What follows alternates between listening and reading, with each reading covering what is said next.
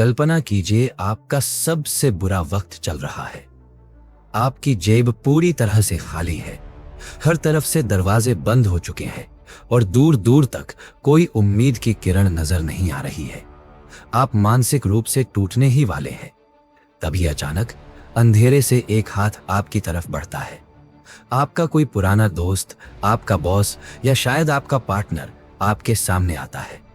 वो बिना आपके मांगे आपकी मदद करता है, आपके बिल भर देता है, आपकी सारी परेशानियां सुलझा देता है। उस वक्त आपको लगता है कि भगवान ने खुद एक फरिश्ता भेजा है। आप आसमान की तरफ देखकर उसका शुक्रिया अदा करते हैं। लेकिन क्या आपने गौर किया है कि ठीक उसी दिन के बाद से आपकी अपनी आवाज दबने लगी है।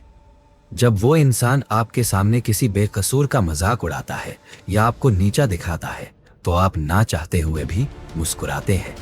जब वो आपको कोई गलत काम, कोई अनैतिक काम करने को कहता है तो आपके अंदर का ज़मीर, आपका कॉन्शियंस चीख चीख कर कहता है नहीं, लेकिन आपकी जुबान से सिर्फ हाँ निकलता है। अगर आपके साथ ऐसा हो रहा है तो मुबारक हो, आपने अपनी जिंदगी भर की आजादी एक सुनहरे पिंजरे के बदले बेच दी है। आज के इस वीडियो में हम डार्क साइकोलॉजी के सबसे खतरनाक, सबसे खामोश और सबसे अनदेखे हथियार को डिकोड करेंगे। एक ऐसा जाल जहां इंसान दयालुता यानी काइंडनेस का मुखौटा पहनकर आपके दिमाग का मालिक बन जाता है। इसे कहते हैं द बेनेवलेंट ट्रैप। और आज हम गहराई से जानेंगे कि कैसे आप बिना जाने आधुनिक महाभारत के कर्ण बन चुके हैं। वीडियो को आखिर तक जरूर देखना, क्योंकि यह सिर्फ एक कहानी नहीं है। आखिरी के 5 मिनट में मैं आपको इस डार्क चक्रव्यूह से बाहर निकलने का वो ब्रह्मास्त्र दूंगा जो आपको आपकी खोई हुई इज्जत और आजादी वापस दिलाएगा। अगर आपने ये वीडियो बीच में छोड़ा तो शायद आप कभी नहीं समझ पाएंगे कि आपको कौन और कैसे कंट्रोल कर रहा है। इसे एक बहुत ही आम सी लगने वाली कहानी से समझते हैं। रोहन एक बहुत ही सीधा साधा और मेहनती लड़का था। अचानक आई आर्थिक मंदी में रोहन की नौकरी चली गई। उसके घर की किश्तें बाकी थीं, परिवार की जिम्मेदारी थी और हालात बद से बदतर हो रहे थे। तभी समीर, जो उसका एक बहुत ही अमीर और रसूखदार दोस्त था, उसकी मदद के लिए आगे आता है। समीर उसे हर महीने पैसे देने लगता है। जब रोहन झिझकता है और पैसे लेने से मना करता है तो समीर हंसकर कहता है, अरे भाई, दोस्त किस दिन काम आएंगे, तू टेंशन मत ले, जब तेरे पास पैसे हों तब लौटा देना। शुरुआत में रोहन बहुत खुश था। वो समीर को अपना सबसे बड़ा शुभचिंतक मानने लगा। लेकिन कुछ ही महीनों में खेल पूरी तरह से बदलने लगा। समीर अब रात के 2 बजे रोहन को फोन करके बुलाने लगा, सिर्फ इसलिए ताकि रोहन उसकी गाड़ी ड्राइव कर सके। वो अपने दूसरे अमीर दोस्तों के सामने रोहन को नीचा दिखाने लगा, बातों बातों में उसकी बेइज्जती करने लगा। और रोहन खून का घूंट पीकर सिर्फ मुस्कुराता रहा। वो चुप रहा। वो अपनी कोई भी बाउंड्री सेट नहीं कर पाया, सिर्फ इसलिए क्योंकि समीर ने उसकी मदद की थी। यहां समझने वाली बात क्या है? समीर कोई दानी या महात्मा नहीं था, वो एक मास्टर मैनिपुलेटर था। उसने रोहन की लाचारी पर कोई दया नहीं की थी। उसने रोहन की मजबूरी में एक इन्वेस्टमेंट किया था। इंसानी दिमाग हजारों सालों से एक बहुत ही बेसिक नियम पर प्रोग्राम्ड है। साइकोलॉजी में इसे कहते हैं द रूल ऑफ रेसिप्रोसिटी। इसका सीधा सा मतलब है, अगर कोई मेरे लिए कुछ करता है तो मुझे भी उसके लिए कुछ करना होगा। आदिम मानवों के समय में जंगलों में एक साथ मिलकर जिंदा रहने के लिए यह नियम बहुत जरूरी था। लेकिन आज के इस मॉडर्न जमाने में आज इसे एक हथियार की तरह इस्तेमाल किया जा रहा है। डार्क साइकोलॉजी में इसे द इनविजिबल स्ट्रिंग्स कहा जाता है। जब कोई मास्टर मैनिपुलेटर आपको अनसोलिसिटेड यानी बिना मांगी मदद देता है तो वो आपके दिमाग में एक साइकोलॉजिकल डेट, एक मानसिक कर्ज पैदा कर देता है। आप उस कर्ज के बोझ तले इतना दब जाते हैं कि उसे उतारने के चक्कर में अपनी नैतिकता, अपने मॉरल्स, अपना आत्मसम्मान और अपनी सीमाएं सब कुछ भूल जाते हैं। आपको पता ही नहीं चलता कि आप कब एक इंसान से एक कठपुतली या मोहरे में बदल गए। हमारे समाज में इसे एहसान और नमक हलाली का नाम दिया जाता है।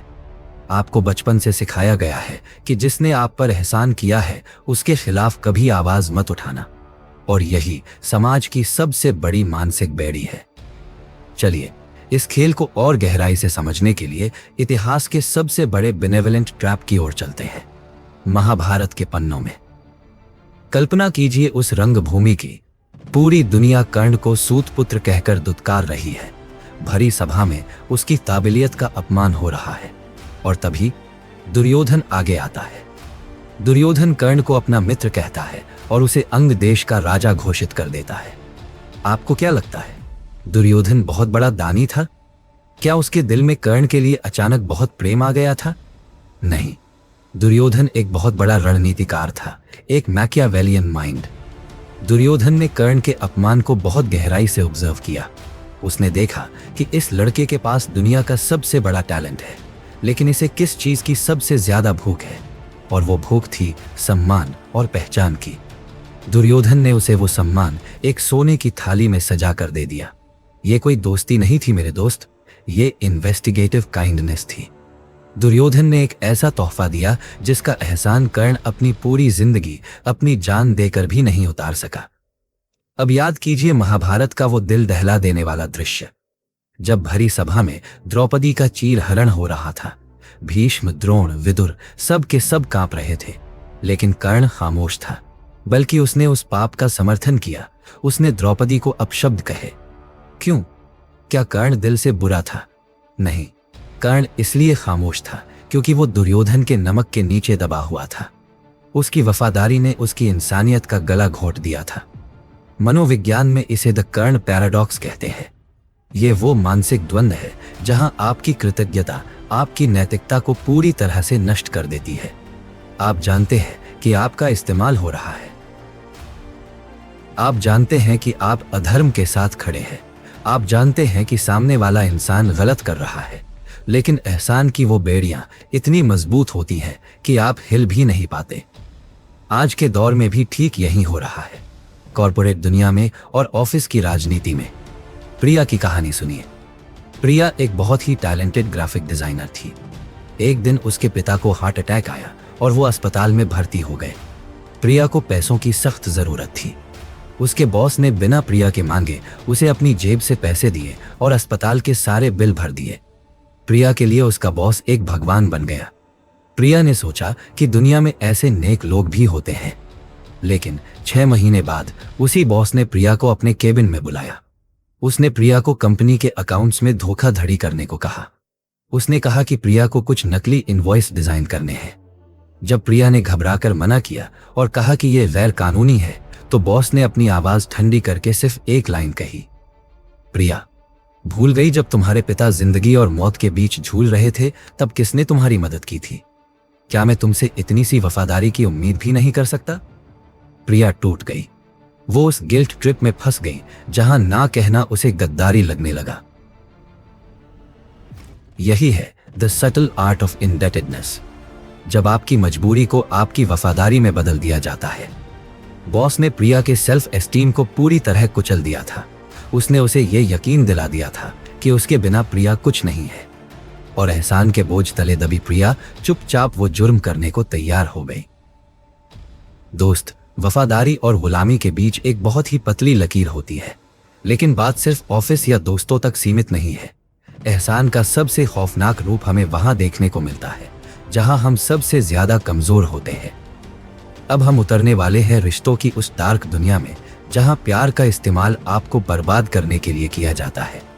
क्या आपको कभी कोई ऐसा इंसान मिला है जो आपसे मिलने के कुछ ही दिनों में ऐसा बर्ताव करने लगे जैसे वो आपको सालों से जानता हो, जो आपको दिन में 100 बार मैसेज करे, आपको बहुत महंगे तोहफे दे, आपकी हर बात में हामी भरे और कहे कि तुमसे पहले मेरी लाइफ का कोई मतलब ही नहीं था, तुम ही मेरे सोलमेट हो?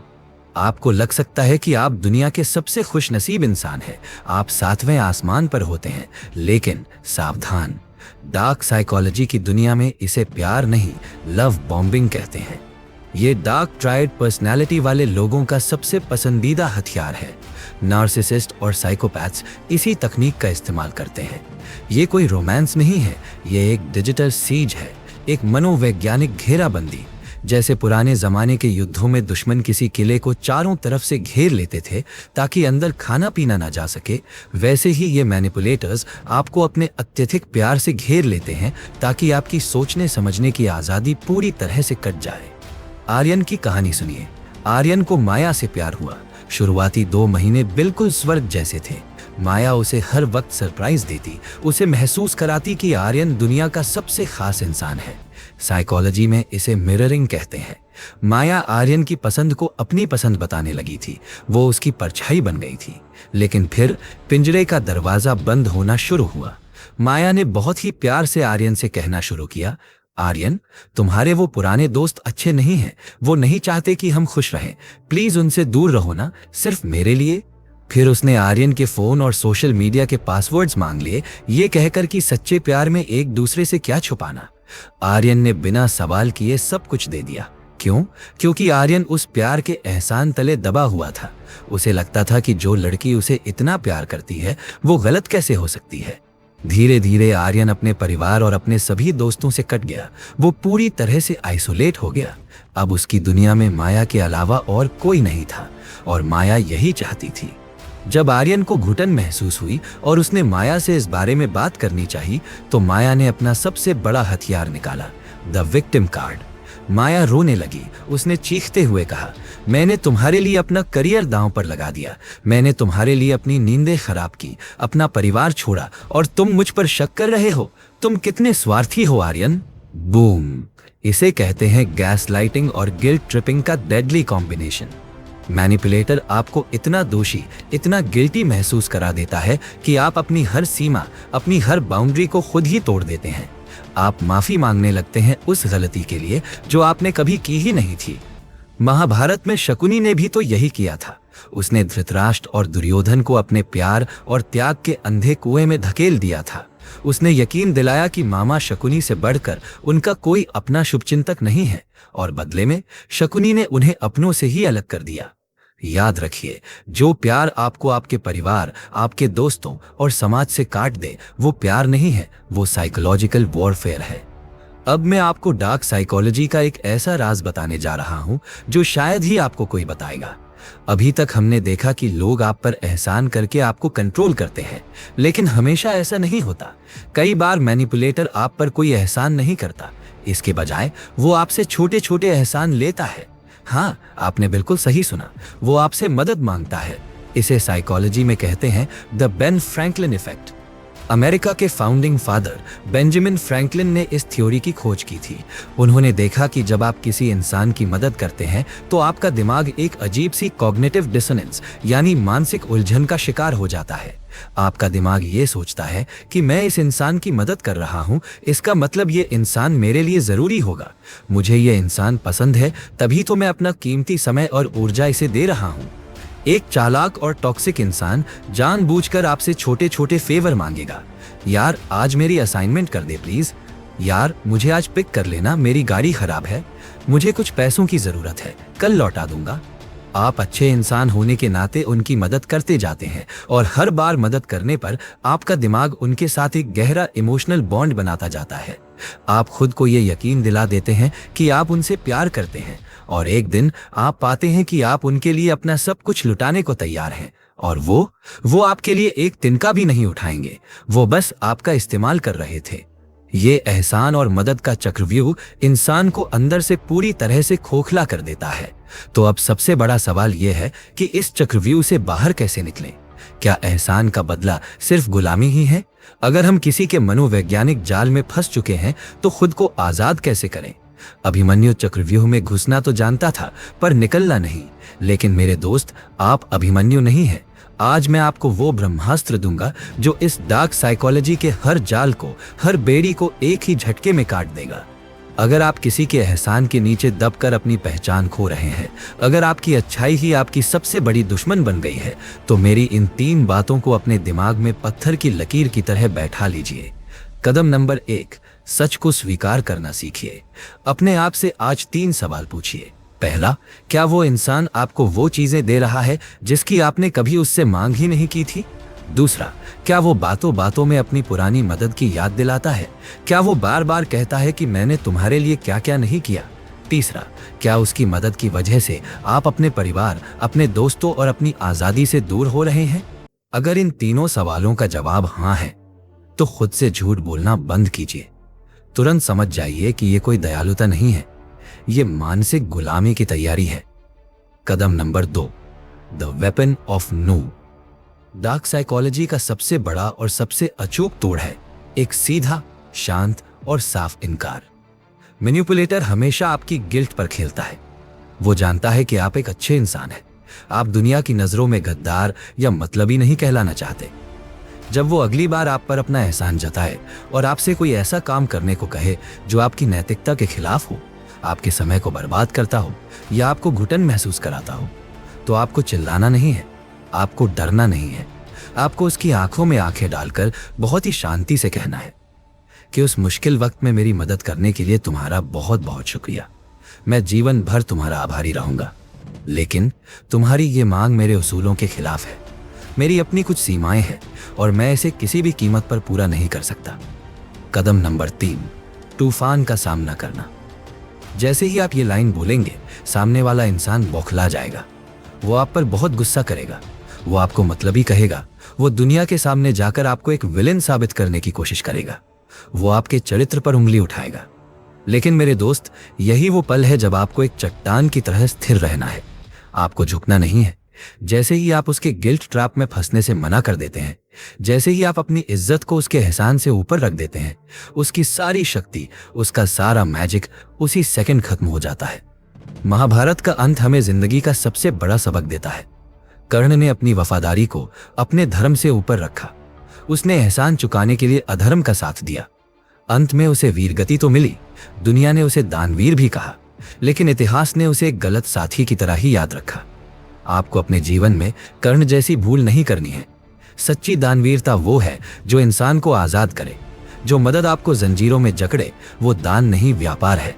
अगर किसी की मदद के बदले आपको अपनी आत्मा, अपना ज़मीर, अपना वक्त या अपनी आज़ादी गिरवी रखनी पड़ रही है, तो ऐसी मदद को आग लगा दीजिए।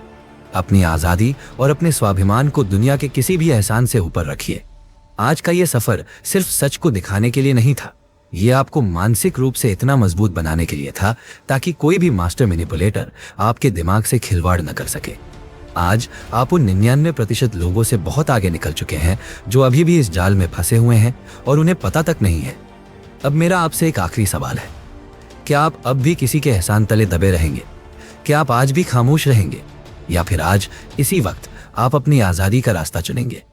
अगर आपने आज अपने सुनहरे पिंजरे को तोड़ने का फैसला कर लिया है, तो अभी नीचे कमेंट्स में जाकर लिखिए आई एम फ्री। मैं खुद हर उस इंसान का कमेंट पढ़ूंगा और उसे लाइक करूंगा जिसने आज अपनी आज़ादी चुनी है। अगर ये डार्क डिकोडिंग आपको पसंद आई तो इस वीडियो को तुरंत सब्सक्राइब करें और इसे अपने उस दोस्त के साथ जरूर शेयर करें जो किसी जहरीले रिश्ते, किसी टॉक्सिक बॉस या किसी के एहसान के नीचे दबकर अपनी पहचान खो रहा है। याद रखिए, अंधेरा तभी तक है जब तक आप अपनी आंखें बंद रखते हैं। आंखें खोलिए और इस डार्क दुनिया की सच्चाई को पहचानिए। मिलते हैं अगली डार्क डिकोडिंग में एक नए और खौफनाक सच के साथ। तब तक के लिए सतर्क रहिए, सुरक्षित रहिए और आजाद रहिए।